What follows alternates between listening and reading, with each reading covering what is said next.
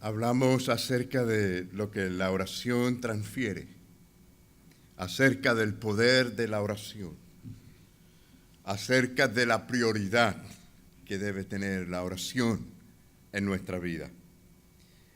Y comenzamos a hablar al final del domingo pasado de la predicación acerca del propósito de la oración y dijimos que más que nada era para la gloria de Dios.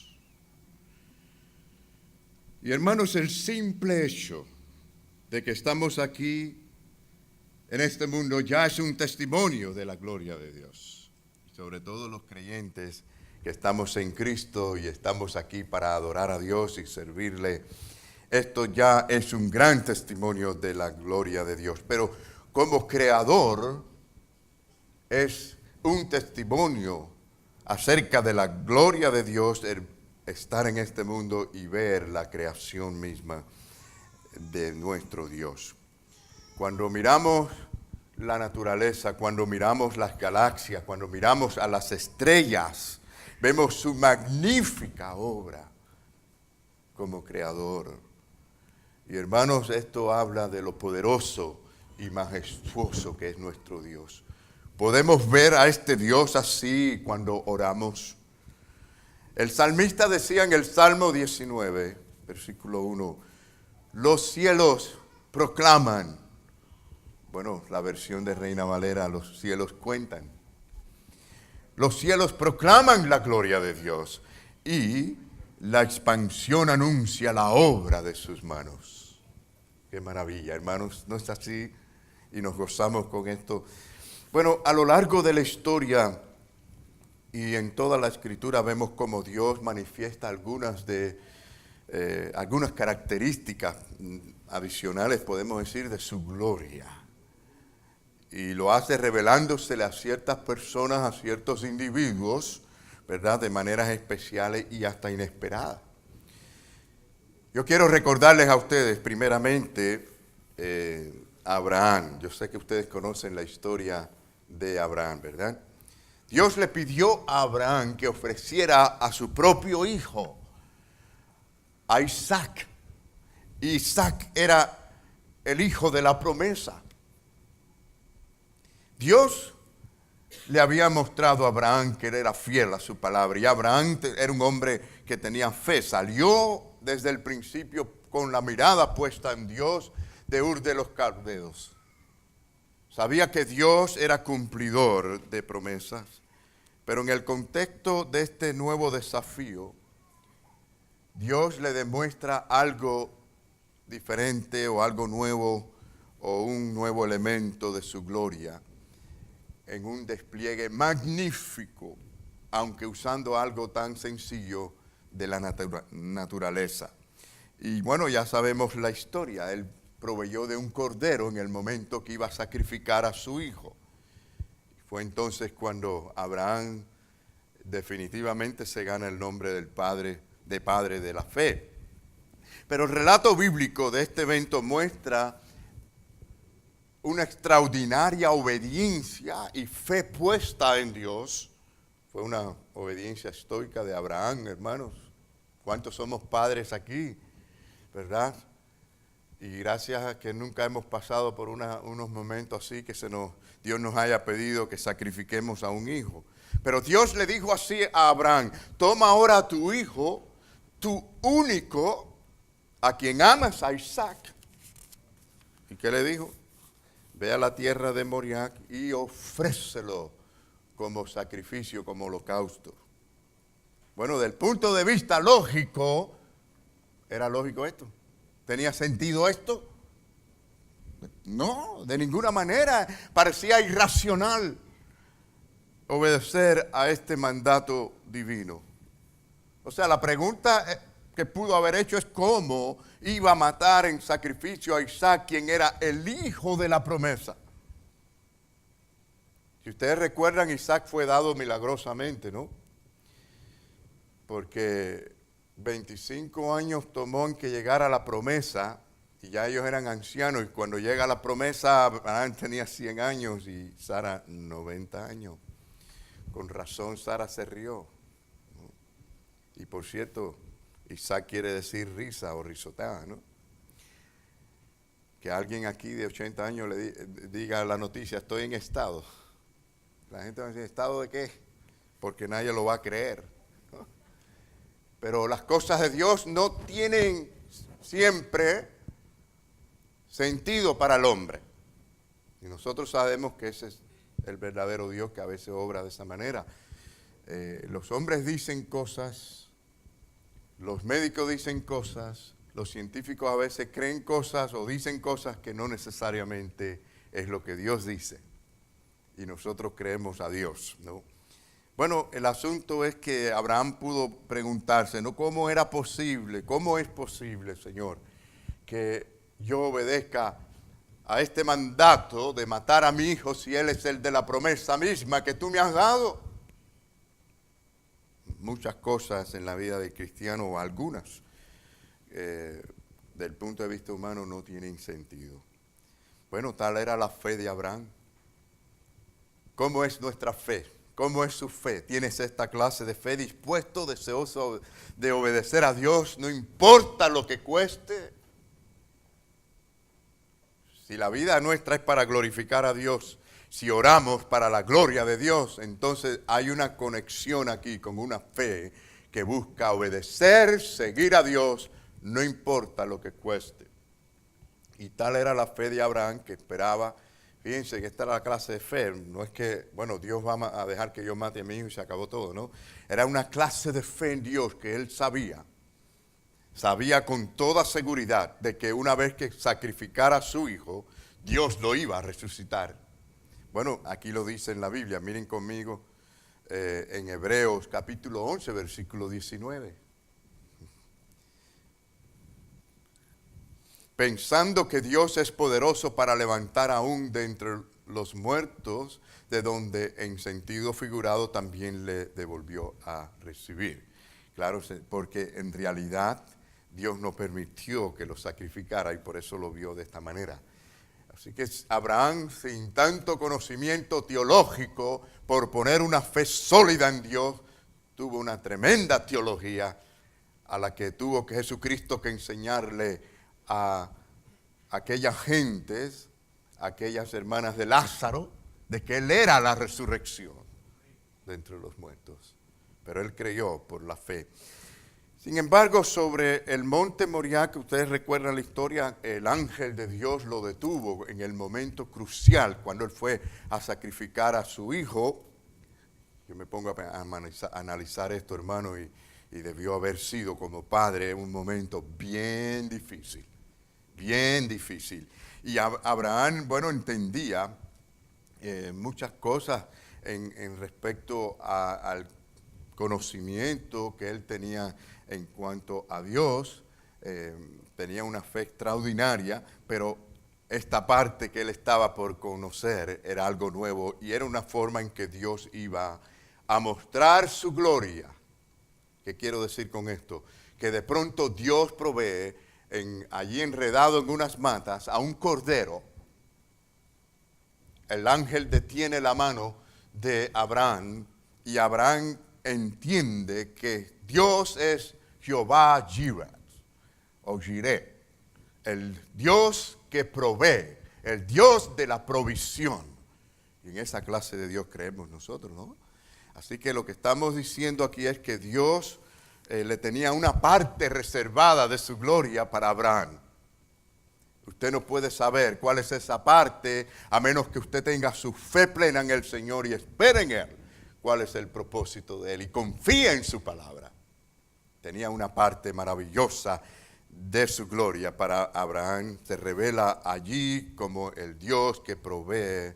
Y por supuesto, hay una enseñanza extraordinaria que quien iba verdaderamente a sacrificar a su hijo era Dios mismo, muchos años después, porque era el sacrificio supremo, perfecto, que daría la salvación al mundo. Ahora, Dios quiere que nosotros le conozcamos. ¿Cómo Dios quiere que usted le conozca? ¿De qué manera el Señor quiere que usted lo vea a Él? La gente ve a Dios de cualquier manera, pero cuando aprendemos la Biblia, lo que Dios revela, empezamos a ver a Dios como el proveedor, el sanador, el Señor de señores, a quien debemos seguir con gozo, con alegría, con servidumbre. Es aquel que da la salvación como Salvador y como amigo y como consejero, a quien podemos ir y a quien debemos oír. Bueno, además, toda sabiduría, Él es la fuente de toda sabiduría, a quien podemos pedírsela, ¿no? Es más, la Biblia nos dice que pidamos sabiduría a Dios, porque Él es la fuente de sabiduría. Según el apóstol Pablo en 1 Corintios, en el primer capítulo, habla de que son más altos, más allá del alcance del hombre. Pero sí, Jesús le dijo a aquellas hermanas, como yo les decía a ustedes, aquellas hermanas de Lázaro, recuerden el Señor cuando Lázaro estaba enfermo, Él les dijo algo a ellos. Les dijo, ¿para qué era todo aquella situación difícil? A veces experimentamos situaciones difíciles y no entendemos cuál es el mayor propósito de esas situaciones. Y pensamos que una solución a nuestra manera lo arregla todo, cuando realmente las cosas deben ser en la vida de los hijos de Dios para adorar y glorificar a Dios. Y miren en Juan 11:4 cómo el Señor les revela a ellos para qué era. Para la gloria de Dios, para que el Hijo de Dios sea ¿qué? Glorificado por medio de ella. Así que el Señor Jesucristo esperó intencionalmente. Lázaro enfermó, Él pudo haber ido inmediatamente y sanarlo, esperó que muriera para que entonces su poder fuera manifestado como la resurrección, como la vida realmente. Así que fue un despliegue maravilloso de su gloria y dio un conocimiento que ellos no tenían. Un momento decisivo, importante. El apóstol Pablo, cuando oraba, por ejemplo, por la iglesia de Tesalónica, recordamos que el apóstol oraba no para que ellos no tuvieran persecución ni tuvieran problemas. Él decía, a fin de que el nombre de nuestro Señor Jesucristo sea glorificado en vosotros. ¿Cuántas veces oramos a Dios para pedir bendiciones? Y lo menos que estamos pensando es en la gloria de Dios revelada en nuestra vida. Y debemos de enfocar nosotros nuestra mente en las oraciones hacia donde deben de estar. Por eso la Biblia dice que a veces pedimos y no recibimos, porque no sabemos pedir. Y la palabra de Dios nos enseña, a la luz de toda la historia bíblica también, cómo debemos de orar. Y bueno, la razón por la que debemos hacer todo esto, según el apóstol Pedro también, es para que en todo, es decir, todas las cosas, Dios sea glorificado mediante Jesucristo. Porque Jesús es el resplandor de la gloria misma de Jesucristo, ¿no? Es la expresión exacta, precisa de la naturaleza de Dios.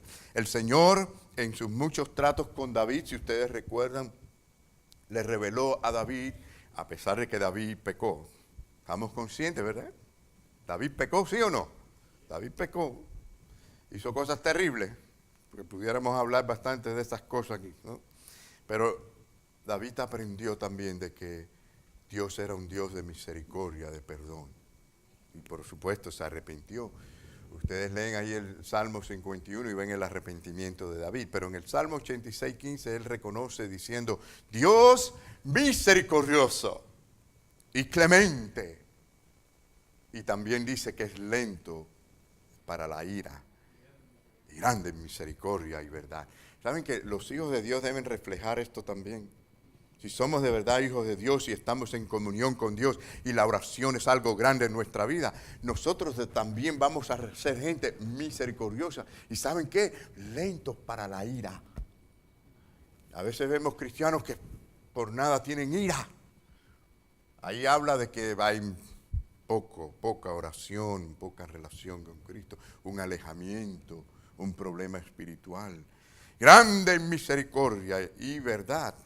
Y verdad, mientras más nos acercamos a Dios, que es la fuente de la verdad misma, no vamos a conocer la verdad. Bueno, la realidad es que David glorificaba a Dios, daba todo el reconocimiento a Dios por lo que Dios era. Y Lo que estoy diciendo es que la gloria de Dios nunca deja sin testimonio. ¿Usted sabía esto? Cuando la gloria de Dios se manifiesta en un lugar, en un corazón, en una persona, va a haber un testimonio vivo. Bueno, también puede haber un testimonio hablado, pero hay un testimonio, una evidencia, un cambio, una transformación que es vista por el esposo, la esposa, la madre, el padre, el hijo, por los que están alrededor de ellos. La gloria de Dios nadie la puede esconder, hermanos. Donde ella está, allí ella es visible. Y por supuesto que David exhortó al pueblo a cantar y a dar reconocimiento a ese Dios de toda la gloria, porque el propósito por el cual debemos vivir no solamente debe ser el enfoque de nuestra oración, es la gloria misma de Dios. Miren el Salmo 138 conmigo, hermanos. Salmo 138, versículos 5 al 6, dice: y cantarán de los caminos de Jehová, porque la gloria de Jehová es ¿qué? ¿Es grande para usted? ¿Es grande para usted? Hay personas que quizás digan, no veo la gloria de Dios, porque no hay relación íntima con Dios, porque no hay oración. Y si oras, no dejes de orar hasta que no veas la gloria de Dios, queridos hermanos. Y dice aquí, porque Jehová es excelso y atiende al humilde. Y aquí está el problema de muchos que tienen un corazón orgulloso, porque viven para sí. Y dice, más al activo mira ¿de qué? De lejos. Y algunos sienten a Dios muy lejos. Pero es porque el corazón de ellos está nada más pensando en ellos, no en Dios. Ahora, Pablo declaró que la revelación de la gracia de Dios debería hacer que, es decir, la gracia de Dios abunde para la gloria misma de Dios. Y por supuesto que esto debe ser motivo de gozo y de testimonio. Entonces, cuando Dios responde a la oración, hay un testimonio que podemos dar para la gloria misma de Dios. Y en quinto lugar, hermanos, vamos a mirar algo acerca de algunas verdades, de lo que es y lo que no es la oración. El Salmo 69:3 dice, pero yo a ti oraba, oh Jehová, al tiempo de tu buena voluntad. Que todo lo que está alrededor de la oración debe tener que ver con la voluntad de Dios. Dios mismo llama a la oración, Dios mismo quiere que nosotros oremos y a la vez a guiarnos también a su propia voluntad. Dice, oh Dios, por la abundancia de tu misericordia, por la verdad de tu salvación, escúchame. Qué bueno saber que hay un Dios que nos escucha. No iríamos a Él si así no fuera, ¿no? Y la oración no se trata de la oración en sí, como tampoco el celular se trata de un celular en sí. ¿Cuántos tenemos celulares hoy en día? Qué bueno, tenemos este sistema. Y bueno, yo no tengo dudas que los celulares hoy en día se usan para muchas cosas, ¿no? Pero el motivo principal de un teléfono celular, ¿cuál es?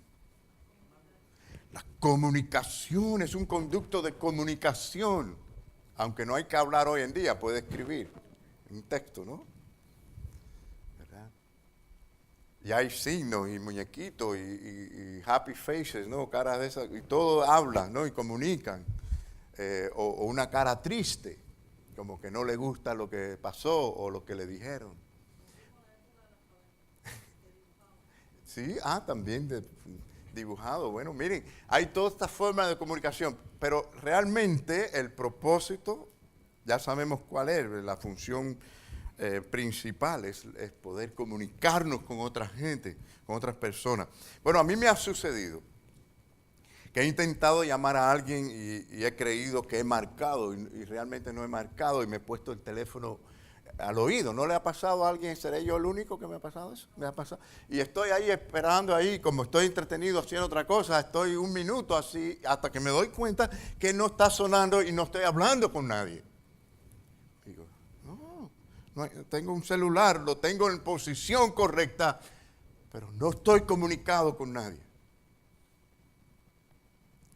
Hermanos, de la misma manera hay muchas clases de actividades que pueden parecer oración, pero no lo es, no lo es. Dios tiene que participar. Si Dios no está participando en la oración con usted, eso no es oración, de ninguna manera. Usted se puede sentar incluso, vamos a decir, cerrar los ojos. Bueno, hay quien mira hacia el cielo, hay quienes bajan la cabeza y cierran los ojos, todas estas cosas. Usted puede hacer todo esto y vaciar su cerebro de toda actividad, dejarlo en blanco. Esto no es orar. Miren, hoy en día se acostumbra en reuniones de gobiernos, en las escuelas, en reuniones importantes, cuando hay una baja de gente importante o de un accidente o muerte de alguna gente, de decir al público o de hacerle un llamado al público a un momento de silencio. ¿Sí o no? ¿No lo oímos cada rato? Un momento de silencio. Y yo me pregunto, ¿qué significa eso? Yo me pongo a pensar en esto y la conclusión lógica es que creo que queremos no ofender a alguien. No queremos decir, vamos a orar, vamos a hablar con Dios. Queremos estar políticamente correctos. No. Eso no es oración. Usted puede estar el día entero en silencio. Eso no es orar. Repetir palabras de manera incoherente que nadie entiende, porque hoy en día hay quienes dicen que oran en el Espíritu, pero nadie les entiende. Eso no es orar. Usted se puede sentar, cruzar las piernas, como hacen, por ejemplo, el hinduismo o el budismo, y cantar una mantra, supuestamente un canto espiritual de liberación, porque esa palabra quiere decir una mente liberada. Esto no es oración.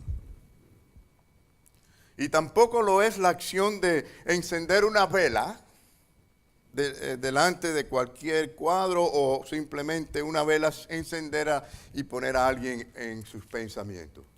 Esto no es oración. Y vamos a hacerlo un poquito más cristiano. Usted puede venir a la iglesia, arrodillarse, inclinar sus rostros, hacer todo lo que acostumbramos a hacer para orar. Pero si usted lo hace para impresionar a alguien, si usted lo hace como algo mecánico, si usted lo hace simplemente porque usted desea algo que no sea Dios, en realidad esto no es oración. Lo siento, bíblicamente no es oración. Y en el Evangelio de Lucas se nos da un contraste entre dos personas que oraron, si ustedes recuerdan, fueron al templo a orar. Bueno, son dos personas que el Señor usa como ejemplo. No quiere decir que nada más habían dos personas, pero dos personas que el Señor puso como ejemplo que fueron a orar. Y uno parecía tener la postura física más correcta, que parecía realmente un orador. Las cosas que dijo lo colocó a esta persona en cierto nivel en comparación a los demás hombres, que parecía una buena persona y muy religiosa, o entre los mejores hombres. Incluso su postura de alzar los ojos al cielo parecía todo algo extraordinario. El otro parecía no tener ningún éxito con la oración. Se sentó bien lejos, dice la Biblia. No se atrevía a levantar su rostro hacia el cielo, y cualquiera hubiera dicho que era un loco dándose golpe en el pecho. Pero Jesús dijo que este último sí habló con Dios, mientras que el otro nunca habló con Dios. En Lucas, vengan conmigo, veamos un poco de esta historia en Lucas 18, del 10 al 14. Y la pregunta es, ¿realmente quieres hablar con Dios? ¿Realmente quieres llegar al trono de la gracia? ¿Realmente quieres que Dios te toque y tocar a Dios? Tenemos que aprender a orar. Dice la palabra que 2 hombres subieron al templo a orar. Uno era fariseo y el otro publicano. No republicano, publicano. El fariseo, puesto en pie, oraba consigo mismo de esta manera: Dios, te doy gracias porque no soy como los otros hombres. No, él no era así, ¿no? Ladrón, injusto, adúltero, ni aún como este publicano. Por supuesto, él no tenía el concepto de que el pecado es tanto pecado cuando se internaliza. O sea, no tenía esta práctica, pero si en tu mente usted codicia a una mujer, usted ha cometido adulterio. Dice, ni aún como este publicano, o sea, aquel que estaba allá lejos, se veía mejor que todos ellos. Dice, ayuno 2 veces a la semana. Yo pienso que muy poca gente hacen eso. Miren, qué tremendo, religioso. Y miren algo que muy poca gente hace también. Doy diezmo de todo lo que gano. Yo estoy seguro que todos los pastores quisieran que todos los miembros fueran así, dieran diezmo, ayunar en todo esto, no fueran ladrones y adúlteros y todas estas cosas. Dice la palabra de Dios, el versículo 13, más el publicano, estando lejos, dice, no quería ni aún alzar los ojos al cielo, sino que se golpeaba el pecho diciendo, Dios, sé propicio de mí, es decir, ten misericordia de mí, pecador. Y dijo Jesucristo, os digo que éste descendió a su casa justificado antes que el otro, porque cualquiera que se enaltece será humillado, y el que se humilla será enaltecido. Ahora, el problema de este pasaje como esto es que alguien puede llegar y decir, yo no soy como ese fariseo. Yo no oro nunca así. Pero perdemos el mensaje. El problema aquí, hay que ver el contexto.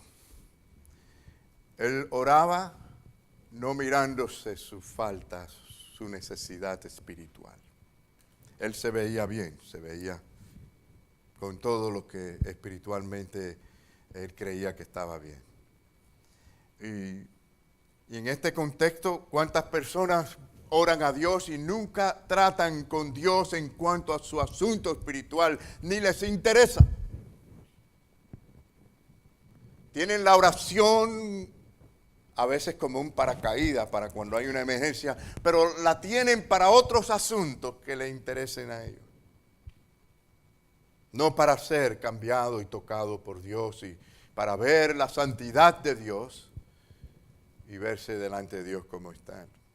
Así que pueden haber mucha gente que sin saberlo son como fariseos, porque se creen mejor que otros, se comparan con otros y nunca se están comparando con Dios y con la palabra de Dios. Son igual al fariseo. Sin duda las personas pueden hacer distintas cosas tradicionalmente que pueden indicar que están orando, pero el simple hecho de no tener relación con Dios, de que Dios no tenga parte con ellos en esa comunicación, no es oración. Así que ya dijimos que la oración es fundamentalmente hablar con Dios. Eso implica que estamos comunicándonos con Dios de manera abierta, reverente, donde hablamos y escuchamos a Dios. Es un interactual, ¿no? Y es algo magnífico. Hermanos, cuando esto es real en la vida del cristiano, hay paz en el corazón, hay gozo. Es el resultado que inmediatamente podemos experimentar al salir de la oración. He visto cristianos decir que oran, pero terminan la oración y siguen tan llenos de afanes y con las mismas preocupaciones y solo hablan de sus problemas. Esta gente de verdad no oraron. No se dejen engañar. El que verdaderamente habla sube al trono de la gracia cuando sale lleno de la gloria de Dios, preparado para hacer lo que sea, porque sabe que Dios está guiando y en control. Hermanos, así fue la experiencia de Moisés. Tantas veces cuando hablaba con Dios salía lleno de la gloria de Dios. Así que no es cuestión de que usted se esfuerce en decir ciertas palabras o en tener cierta postura. Es un asunto de relación y comunicación con Dios. Cuando Juan vio al Señor en la revelación, en Apocalipsis, que habla en el capítulo 1 que vio al Señor, dice la palabra que él cayó como muerto. Evidencia de que vio al mismo Cristo glorioso, resucitado. Y dice la palabra del Señor que, bueno, dice que caí como muerto a sus pies, dijo él, pero que el Señor le dijo, no temas, no temas. Lo que quiero decir es que quedó impresionado con la presencia de Cristo. Es así como nosotros quedamos impresionados cuando vamos a la oración, cuando nos enfocamos en Dios. Debemos de hacer todo lo posible por llegar al trono de la gracia de Dios. A mí me ha pasado, hermanos, en que empiezo a orar, quiero orar. Y empieza a pasar por mi mente tantas cosas que me doy cuenta que no estoy llegando a la presencia de Dios con la oración. Y entonces es una lucha, se convierte en una batalla espiritual y me doy cuenta que a veces Satanás se mete para que no lleguemos allí. Y es cuando más tenemos que llegar a la presencia de Dios y enfocarnos en el Dios de toda gloria y Dios todopoderoso. Él es maravilloso, hermanos, y a Él podemos ir con toda la confianza que Él mismo nos dice con que podemos ir.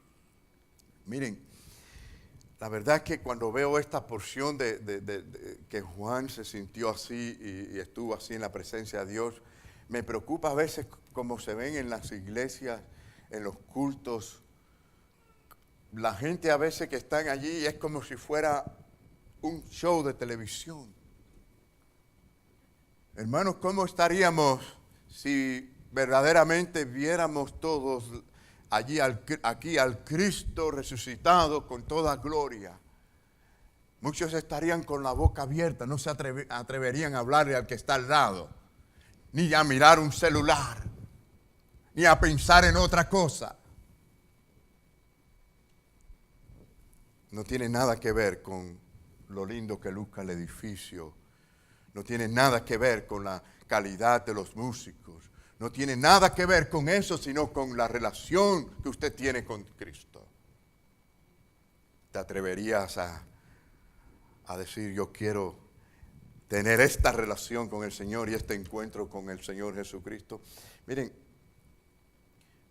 yo no sé, pero me parece que estoy viendo demasiados espectáculos, danzas que se están viendo en las iglesias, en los servicios. Bueno, ya parece que nadie ve estas cosas extrañas.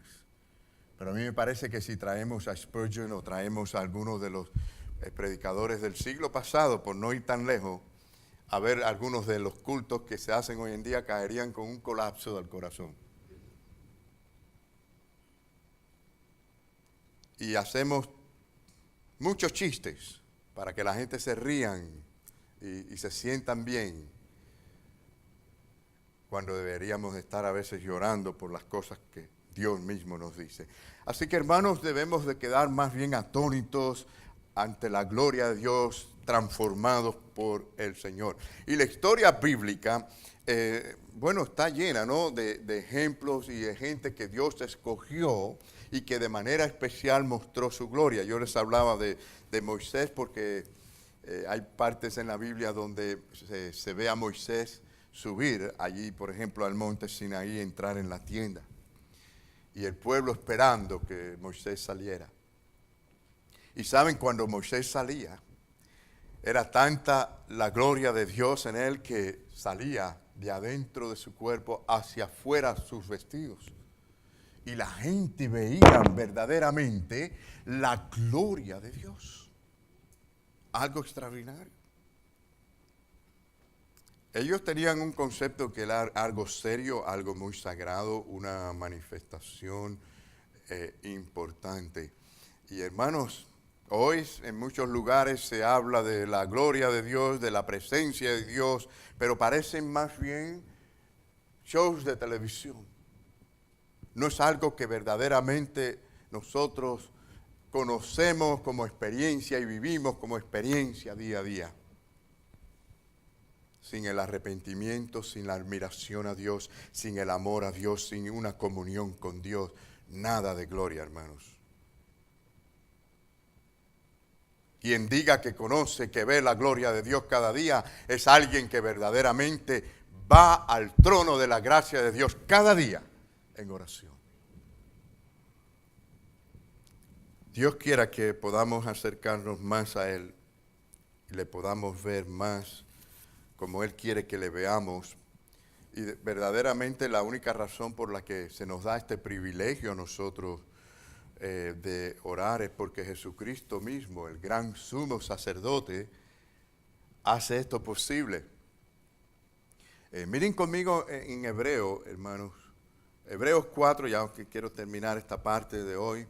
Pero en Hebreos 4, 15 al 16 dice, porque no tenemos un sumo sacerdote que no pueda compadecerse de nuestras debilidades, sino uno que fue, ¿qué?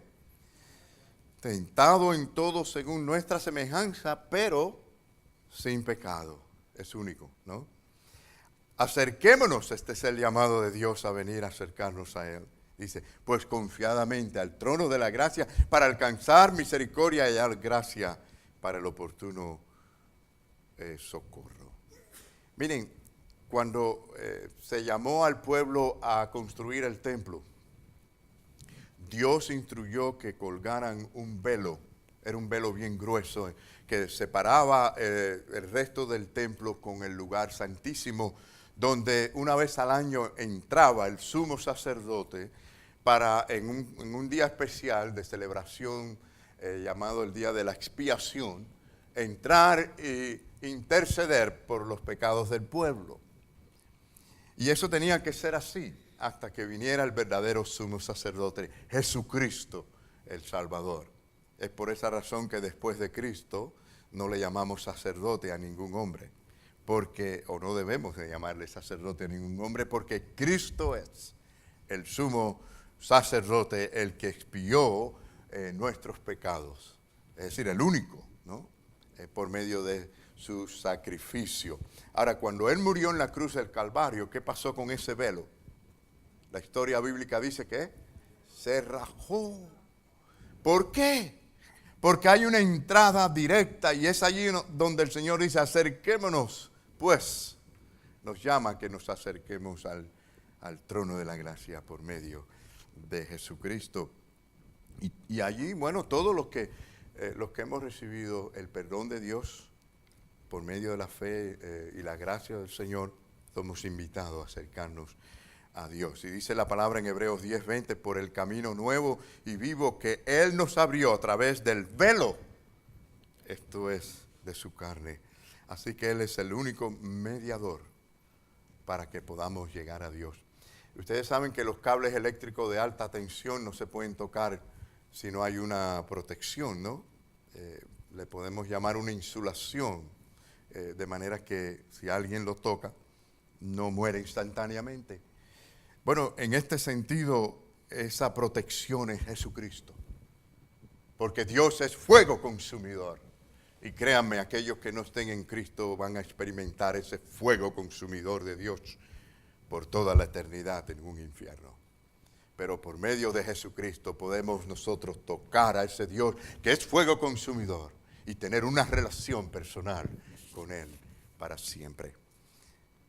Ten confianza. La palabra nos dice, acerquémonos pues confiadamente al Señor. Queremos hablar, bueno, a partir de la semana que viene, acerca de algunas razones para qué son la oración o para qué debe ser la oración.